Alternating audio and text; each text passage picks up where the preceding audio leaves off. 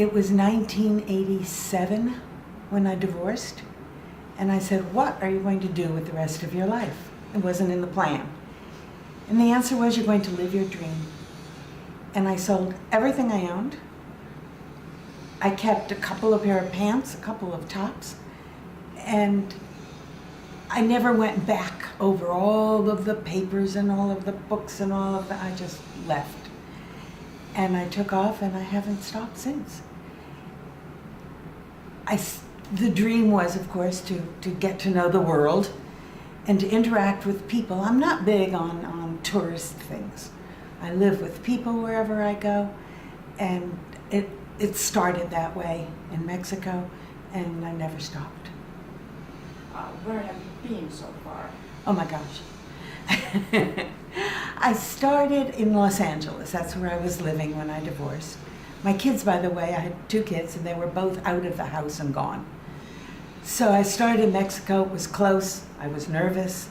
I didn't know how I would behave in this world I was choosing. So I went to Mexico, which was close.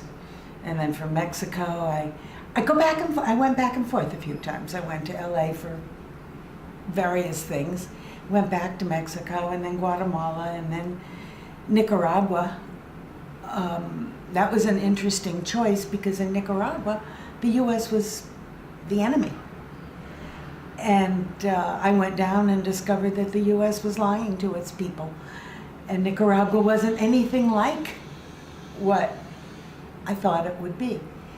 And I loved the Nicaraguan people. And then I went to, I spent a long time in Guatemala before Nicaragua.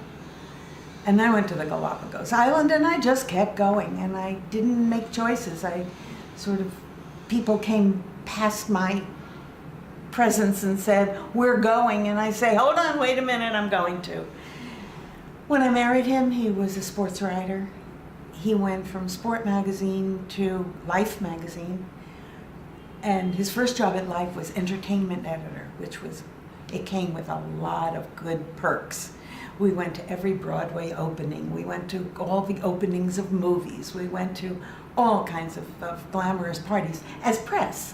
You know, we weren't stars, but we were press, but it was fun. And a lot of it was wasted on me because I don't recognize movie stars. So I kept thinking, oh, if my friend so-and-so were here, she would be able to say, oh, look, there's so-and-so, there's so-and-so. It was really a waste on me. But that was in New York. He then became articles editor of Life magazine. We lost most of the privileges, but he was powerful. It was a powerful position.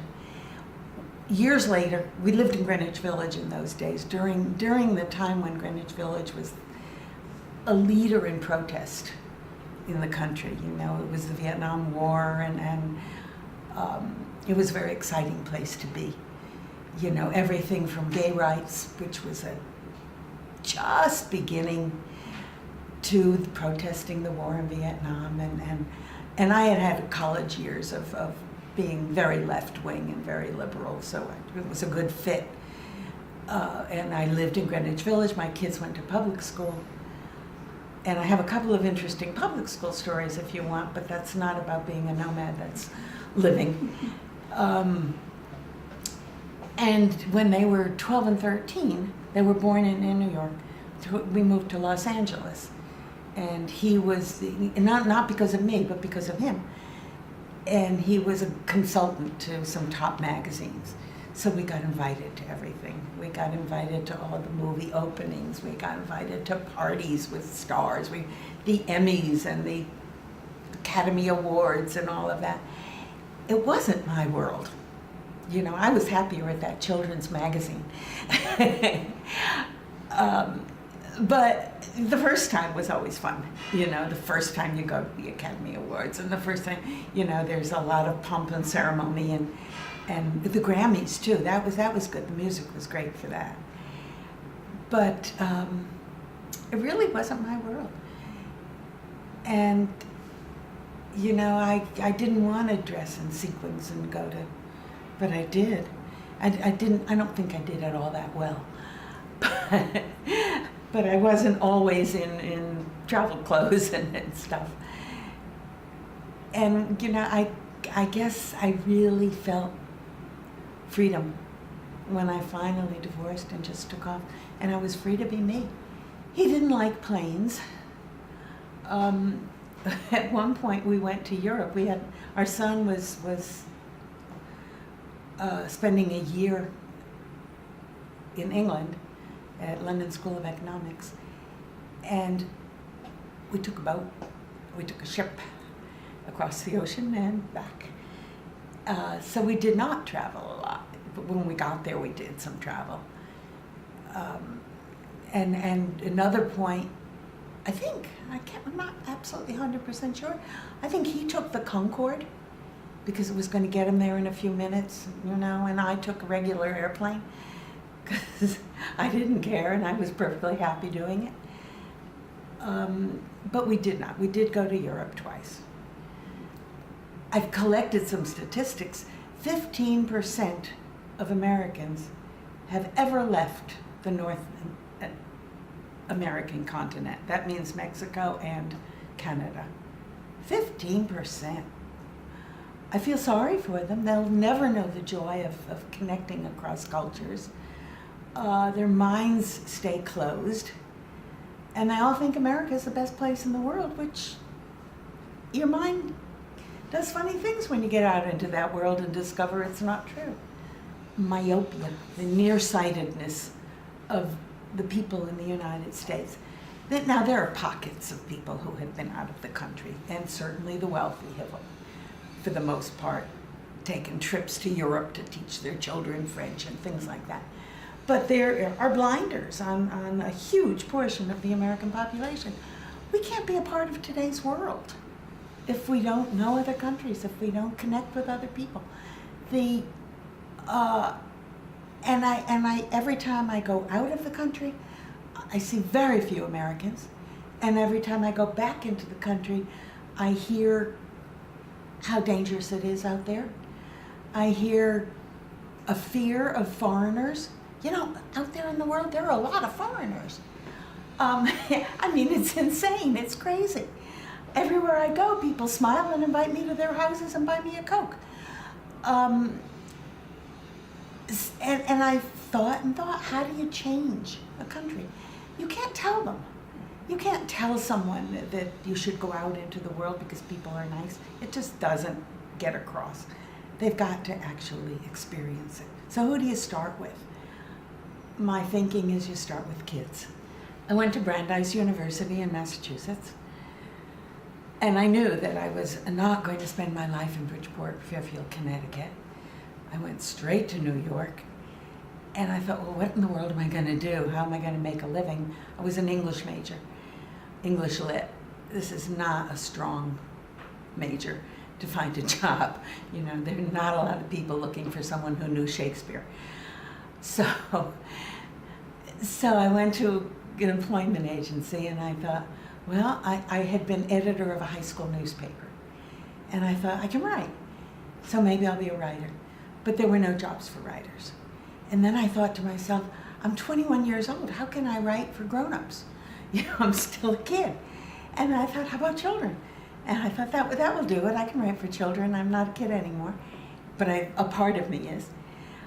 So I got a job at a children's magazine.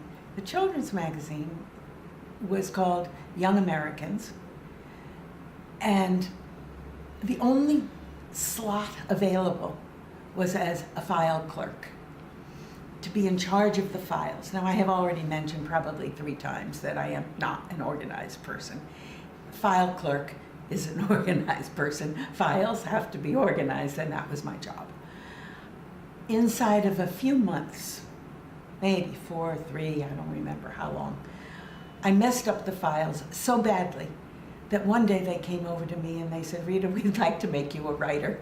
And that's how I became a writer for children. This is the most popular one. It is still in print. It's called More Spaghetti, I Say. It's about a monkey who can't stop eating spaghetti. And she's funny and she's cute and she eats it with marshmallows and she eats it, doesn't matter what she eats it with. She rides in spaghetti and hides in spaghetti. And I get lots and lots of good press from this book. After 15 years of getting emails and talking to people who said, how can you do it? I was having lunch in Manhattan with an old friend, and she said, Rita, you're a writer. You tell such good stories. Why aren't you writing it? And I said, oh, Marianne, Steve would be very upset to read about himself in a book that I had written, so I'm not writing it. And she looked at me, and she knew both of us, was a friend of both of us, and she said, you've been divorced for 15 years, is he still controlling you? I started the book the next day. And this is the book that I finished. It's Tales of a Female Nomad. It was an easy sale. I got an agent who loved the proposal, and she sent it out to 9 different people, and the very first or second person she sent it to, which was Random House, bought it and published it, and then I wrote it. It wasn't a book, it was a proposal. Once you realize that almost everyone you meet wants to buy you or bring you into their home and give you a cup of coffee and feed you dinner and take you to the ceremony they're having that night, it's just filled with joy if you get out there, and it's hard to stop. Once you've done it, you're going to do it again and again and again, and what a wonderful addiction. Can I have an in-depth, major conversation in Indonesian? Probably not anymore, and I'm not sure I ever could. I speak Spanish. I spent a lot of years in Spanish-speaking countries. Could I have today I think I probably, if I spent 3 or 4 months in either country, I could pull it off. But it disappears. I learned 10 sentences when I come to a country, and not where's the bathroom, but asking questions. Well, do you have a family, and how many children do you have, and that kind of questions. The minute I step across the border to leave to go to another country, it all disappears. And it doesn't get easier with age. So I forget more easily than I used to. I had a birthday in July and I turned 75. I get tired more easily than I used to. And if I do, I rest. It's not, I'm not running from tourist spot to tourist spot. I'm living my life.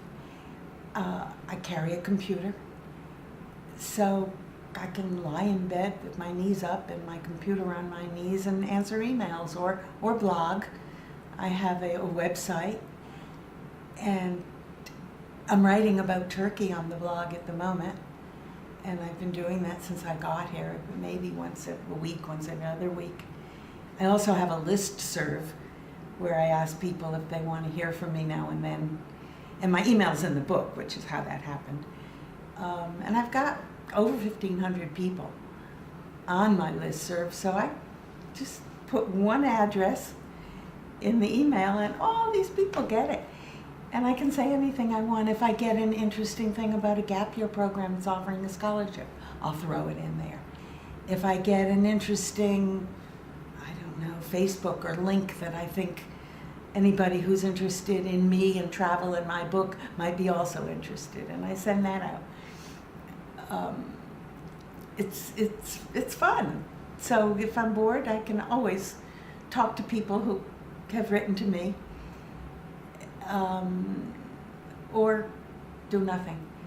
I'm not great at doing nothing, but I'm a whole lot better than I used to be. When my mother was sick, I was out there in the world, and I hired a whole team of people to take care of her, and they were all Spanish-speaking immigrants in the U.S., and I became friendly with a lot of them. I'm still in touch with these people, and it was way back, but I went places with them, and I saw how Americans talked to them, so they were ignorant. One of them was the head of a Montessori school when she was in Colombia. Her husband was a college professor in the U.S., and people talked down to her because she had a foreign accent. So I think the unknown is scary. And the only way to make the unknown known is to get out there and discover it. And then it changes almost immediately. You know, the smiles you get, the invitations you get, but you have to be there doing it too. You know, I have 4 travel rules. Smile a lot, talk to strangers, which is something, of course, that your parents always told you don't ever do. Accept all invitations. Again, those little voices in your head from your childhood are saying, oh, you better say no. And the last one is eat everything you're offered. So those would be my 4 rules when you go out of the country. And it brings invitations, and it lets people know that you're open to learning about them. And ask a lot of questions. Be curious about where you are and what they're doing, and do it with them. The only thing that is holding my freedom back is health. I'm relatively healthy, but I'm also achy here and there, and I think about, I mean, right now we're on the 4th floor of a hostel, and it's an effort for me to get to the 4th floor and down and up and down several times a day. So that's limiting. But in terms of going where I want to go, or even if it's a country that isn't all that friendly, I mean, I'm not going to pop myself into Afghanistan or Syria at this point, even though it's pretty close. But yeah, I am free, and I'm free to do what I want. I don't ask permission of anyone. My parents are no longer alive, and my kids know me well enough to know that if I want to go somewhere, I'm going to go. I have had, in the very beginning, I had a wallet stolen, but I didn't have my passport in it, and I didn't, you know, I was doing all the right things. I had a band around my leg with my passport and things like that. I don't even do that anymore, but nothing dangerous has ever happened. I've never been mugged. I had a taxi driver who took me to the wrong place, but that happens wherever I am. Taxi drivers are not my favorite people. If they can't find where you're going, they drive up somewhere, pull over to the curb and tell you you're there, and take your things out of the trunk. But nothing dangerous, and everything positive.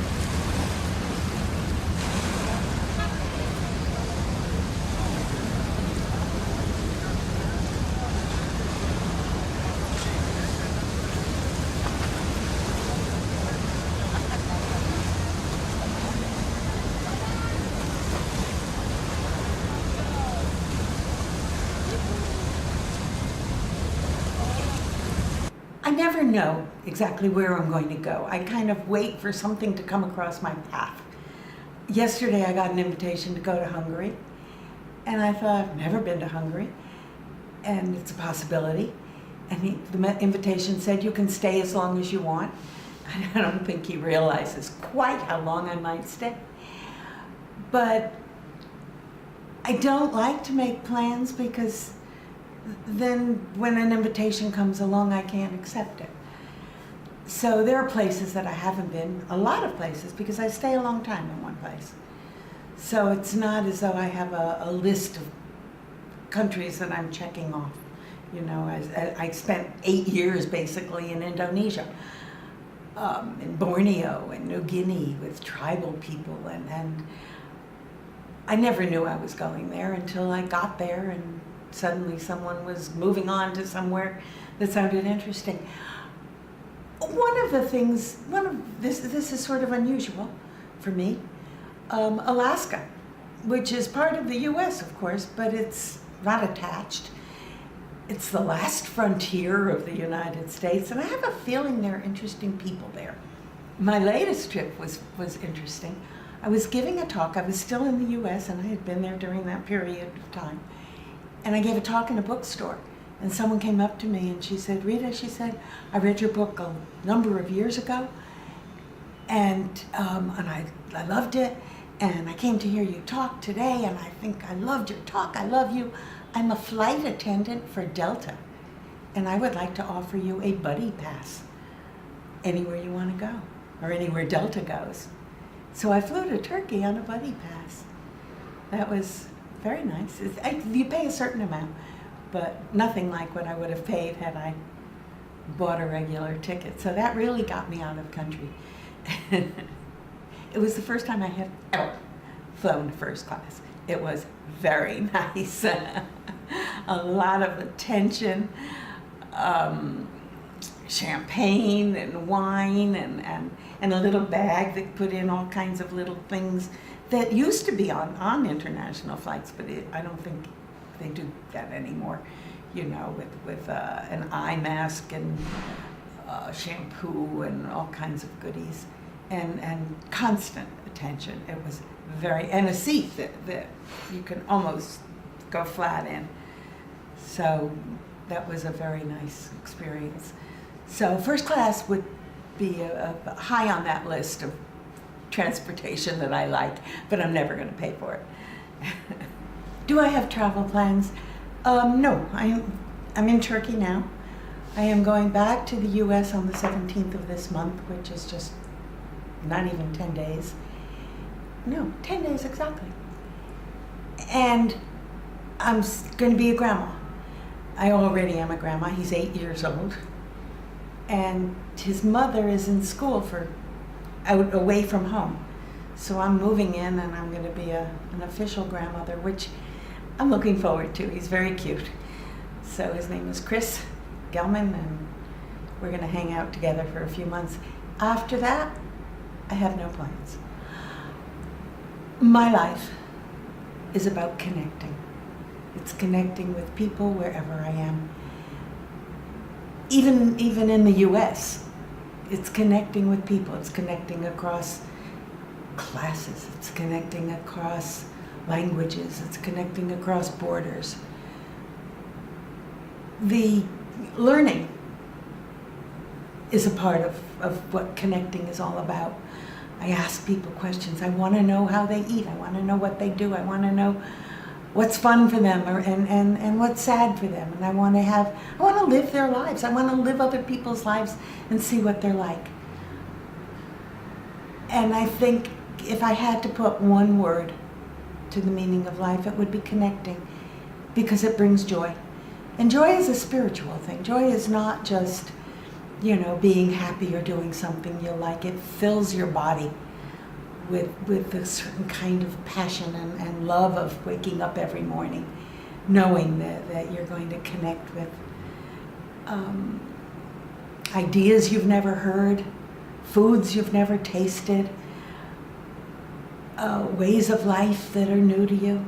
All of this is just magical for me. And I don't want to stop. At a certain point, I'm sure I'm going to have to. But for now, I'm loving what I'm doing, and I'm not planning on stopping until I absolutely can't get out of bed in the morning. I think if I could get all these people who speak and look like me to get out into the world and learn what other people, how they speak and what they look like, and I think it would change the world. I think that obviously peace is the bottom line of it all. And peace comes when you all of a sudden realize that everyone out there is just like you. the most poignant moment of my 27 years wandering the world was brief and beautiful. I was in New Guinea.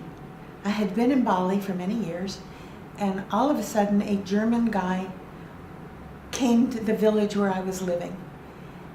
And Michael told me he was leading a troop, 2 men, to the island of New Guinea, the Irian Jaya half of the island, which is Indonesia. And I said, I want to come.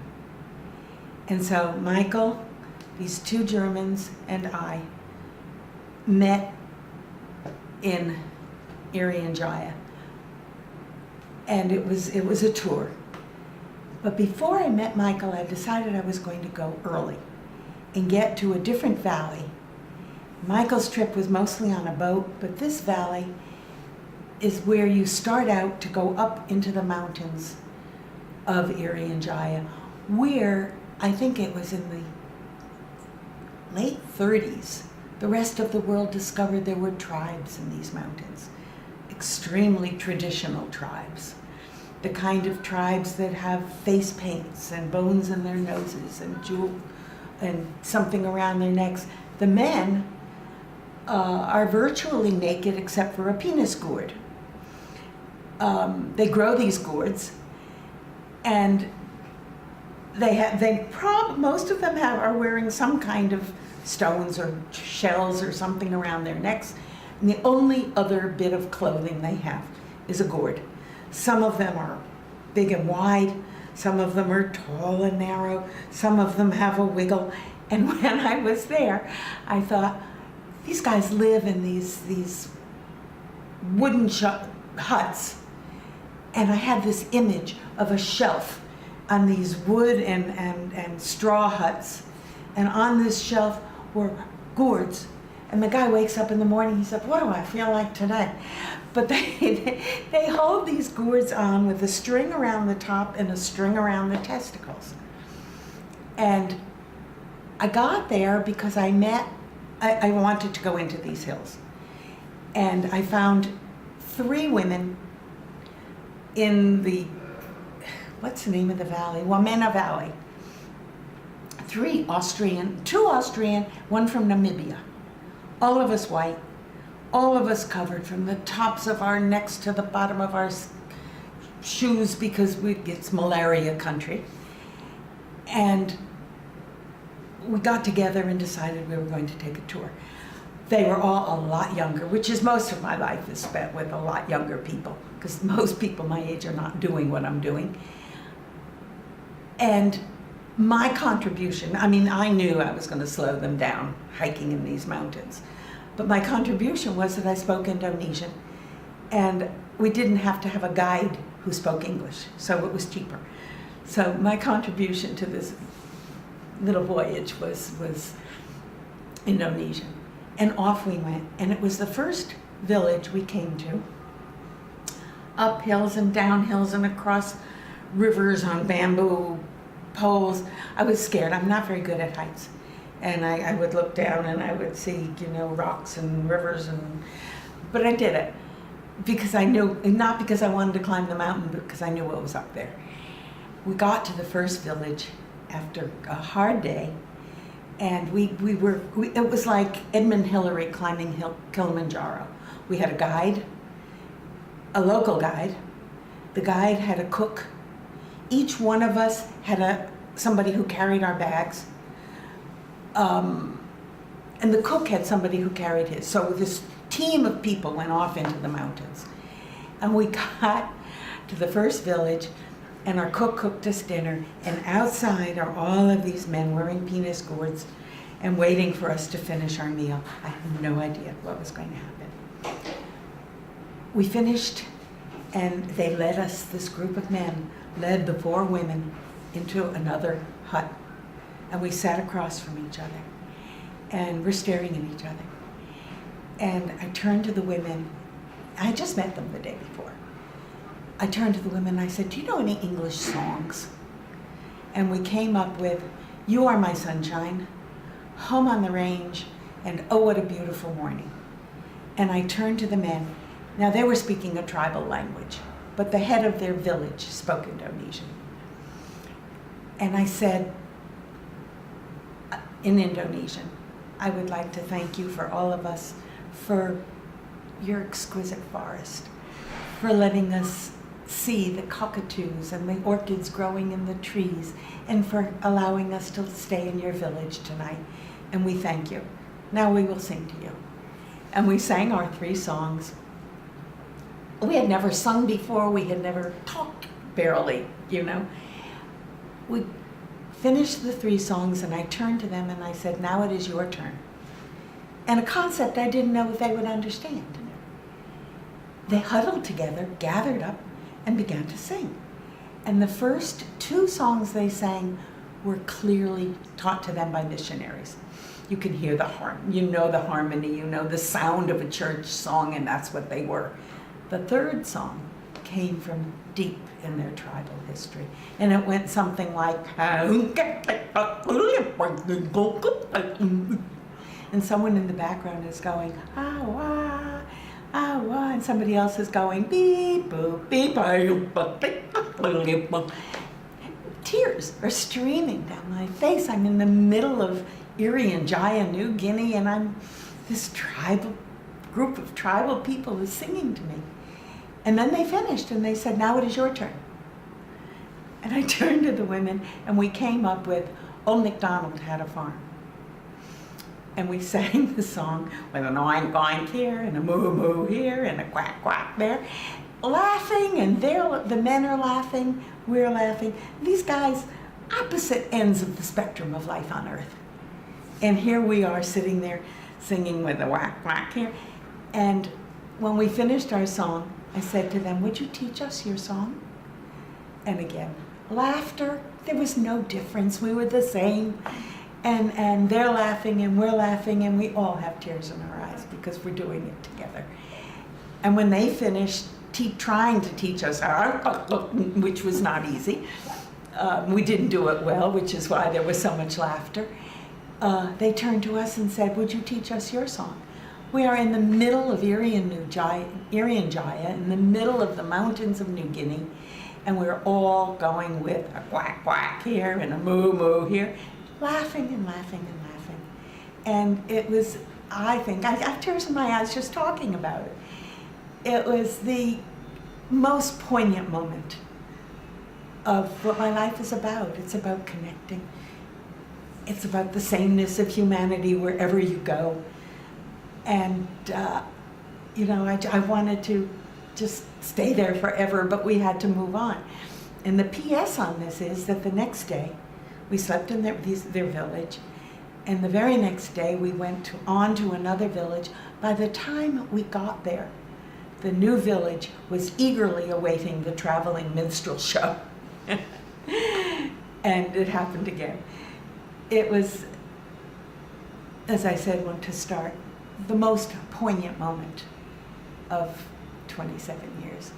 I wish I could have stayed longer and sung more, but it's the most dramatic story I can tell about the sameness of humanity wherever you go.